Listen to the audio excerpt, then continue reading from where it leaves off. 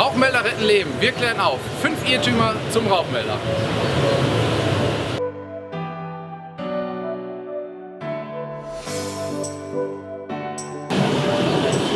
Irrtum 1.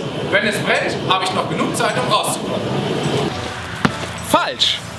Wenn es brennt, bleiben weniger als 120 Sekunden, bevor die Wohnung im Vollbrand steht. Ein Rauchmelder im Flur reicht doch.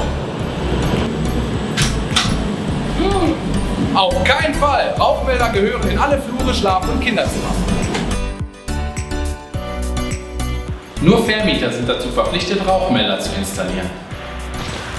Falsch! Auch alle Eigentümer sind dazu verpflichtet, Rauchmelder zu installieren.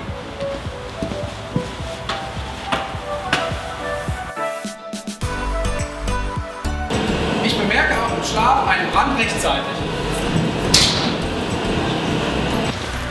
Falsch! Nachts schläft auch der Geruchssinn. Man wird im Brandfall also nicht wach.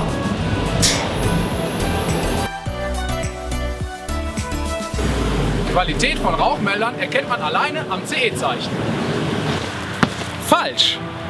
Gute Rauchmelder tragen zusätzlich das Qualitätszeichen Q. Q.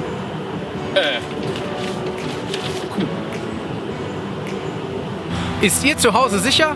Nutzen Sie doch heute mal die Möglichkeit und testen Sie Ihre Rauchmelder.